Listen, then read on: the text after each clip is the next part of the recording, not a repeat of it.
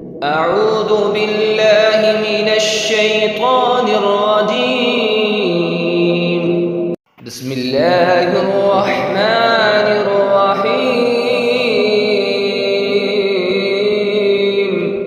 ألف لام ميم. ذلك الكتاب لا ريب فيه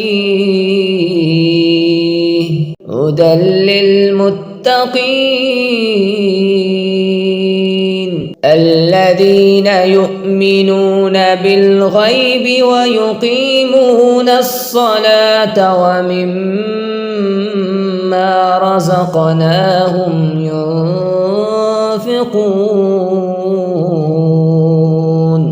والذين يؤمنون بما أنزل إليك وما أنزل من قبلك وبالآخرة هم يوقنون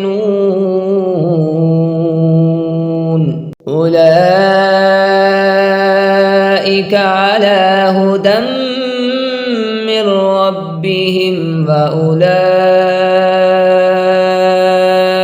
هم المفلحون۔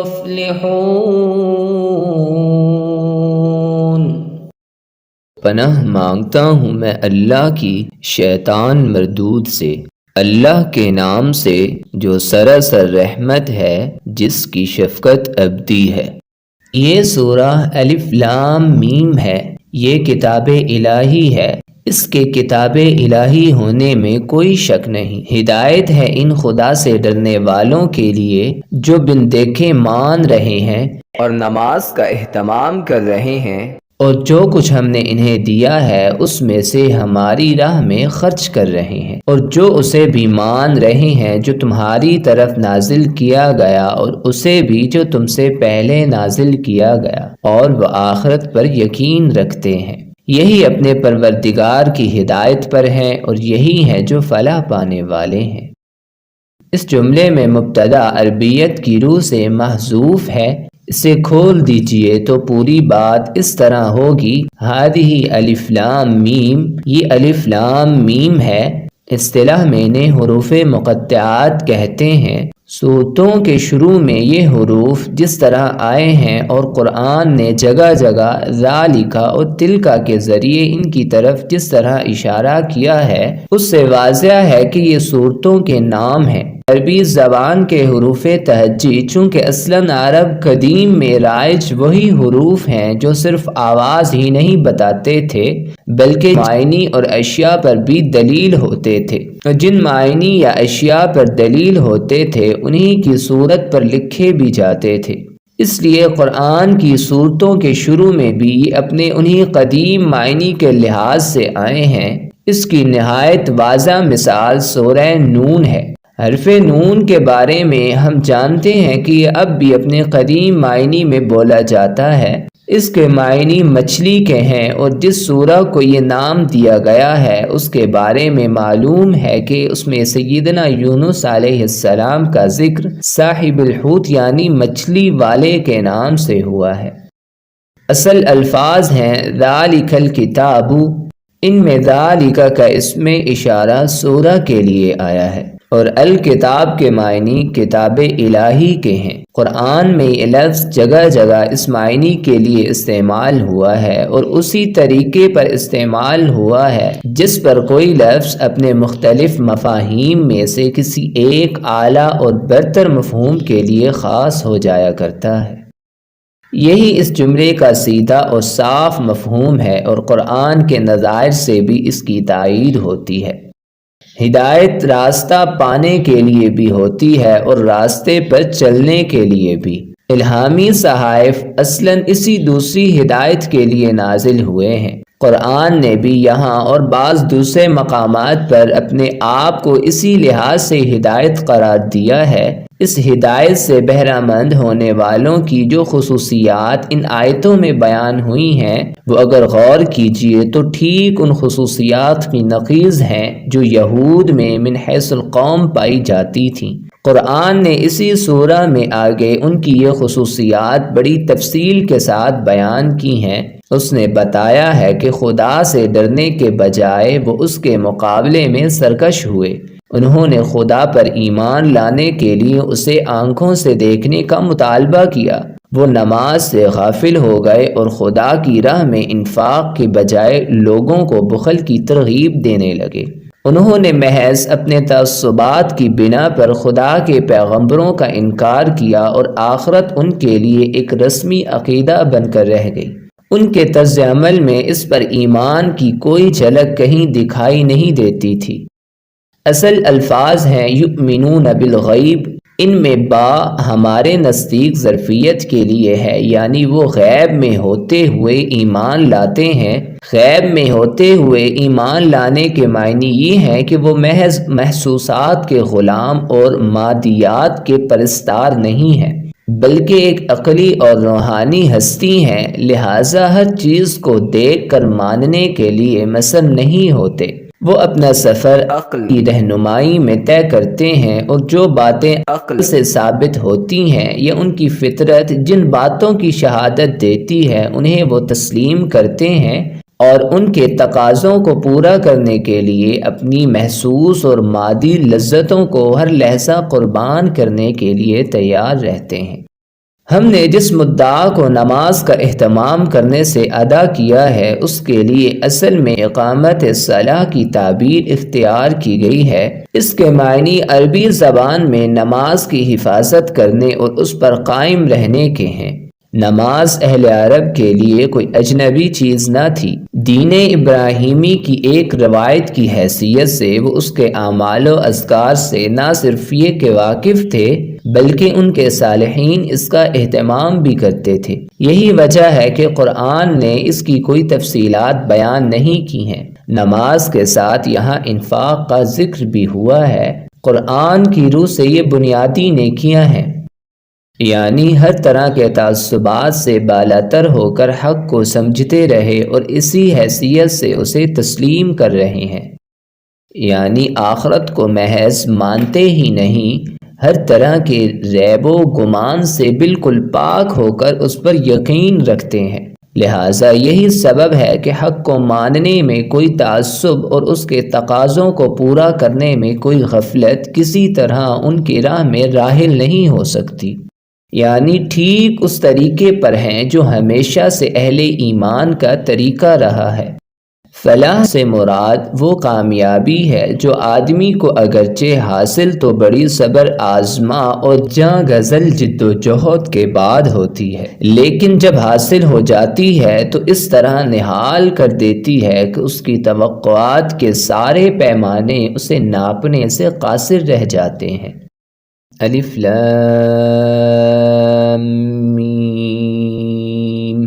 الف لام میم حروف مقطعات ہیں، انہیں الگ الگ ساکن پڑھا جاتا ہے۔ ذالک اس میں اشارہ واحد مذکر بعید، یہ بعض اوقات اشارہ بعید کا ترجمہ اشارہ قریب میں کرنے سے عزت و عظمت میں اضافہ ہوتا ہے۔ الکتاب مشار الیہ، ال اس میں معرفہ کی علامت ہے، خاص کتاب ترجمہ ہوگا یہ کتاب۔ لا ریبہ، لا نفی جنس نہیں مطلب جس کا ہے، ریبہ اسم منصوب مصدر ہے، ریب یریبو کا اضطراب اور شک کے معنی ہے، کوئی شک نہیں ترجمہ ہوگا۔ قاعدہ ہے لا نفی جنس کے بعد نکرہ مفرد ہو تو مبنی بر فتح ہوتا ہے، اس لیے لا ریبہ مبنی بر فتح ہے۔ فی حرف جار مطلب میں، ہی مجرور، ضمیر واحد مذکر غائب مطلب ہوگا اس، ضمیر کا مرجع الکتاب ہے یعنی قرآن مجید مطلب ہے اس میں۔ ہدن مصدر ہے، ہدا یہدی کا ہدایت دینا، ہدایت۔ للمتقین، لی حرف جار کے لیے، المتقین مجرور، اتقاء مصدر سے اسم فاعل جمع مذکر، تقوی اختیار کرنے والے، پرہیزگار، اللہ سے ڈرنے والے، واحد ہوگا المتقی، ترجمہ بنے گا پرہیزگاروں کے لیے۔ الذین اس میں موصول جمع مذکر ترجمہ ہوگا وہ لوگ جو یؤمنون فعل مضارع جمع مذکر غائب آمن یؤمنو مصدر ہے ایمانا ایمان لانا ترجمہ ہوگا ایمان لاتے ہیں بالغیبی بی حرف جار بامعنی اعلیٰ یعنی پر الغیبی مجرور غیب ترجمہ ہوگا غیب پر ویقیمون الصلاة و حرف عطف مطلب اور یقیمون فعل مضارع جمع مذکر غائب اقام یقیم مصدر ہوگا اقامتن قائم کرنا ترجمہ وہ قائم کرتے ہیں الصلاة خاص کتاب نماز الصلاة خاص عبادت نماز ترجمہ اور وہ نماز قائم کرتے ہیں و حرف عطف مطلب اور مما حرف جار من حرف جار مطلب سے ما مجرور اس میں موصول جو مطلب ہوگا اس سے جو رزقناہم رزقنا فعل ماضی جمع متکلم رزق یرزق مصدر ہے رزقن رزق دینا ہم نے رزق دیا ہم ضمیر جمع مذکر غائب وہ سب انہیں ترجمہ ہوگا ہم نے انہیں رزق دیا ينفقون فعل مضارع جمع مذکر غائب انفق ينفق مصدر ہے انفاقا خرچ کرنا ترجمہ ہوگا وہ خرچ کرتے ہیں و حرف عطف مطلب اور الذین اس میں موصول جمع مذکر ترجمہ وہ لوگ جو یؤمنون فعل مضارع جمع مذکر غائب آمن یؤمن مصدر ایمانا ایمان لانا ترجمہ وہ ایمان لاتے ہیں بما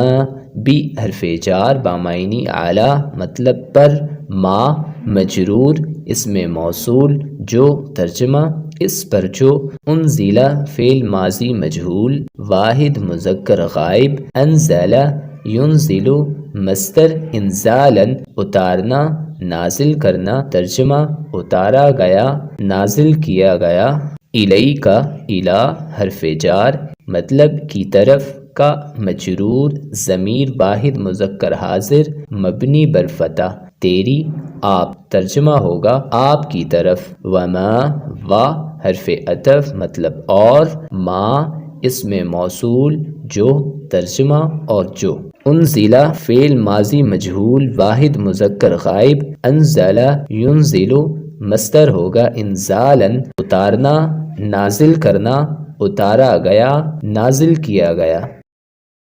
وبالآخرۃ و حرف عطف اور بی و حرف عطف مطلب اور بی حرف جار مطلب پر الآخرۃ مجرور آخرت ترجمہ ہوگا اور آخرت پر ہم ضمیر جمع مذکر غائب مطلب وہ سب یوقنون فعل مضارع جمع مذکر غائب ایقن یوقن مصدر ہوگا ایقانا یقین کرنا ترجمہ وہ یقین رکھتے ہیں اولئک اس میں اشارہ جمع مذکر بعید وہی لوگ علی ہدن اعلی حرف جار پر ہدن مجرور مصدر ہدایت ترجمہ ہدایت پر ہیں من ربہم من حرف جار بامعنی الی کی طرف ربی مجرور مضاف ہے رب پالنے والا پروردگار ہم مضاف الی ضمیر جمع مذکر غائب کی ہے یہ اپنے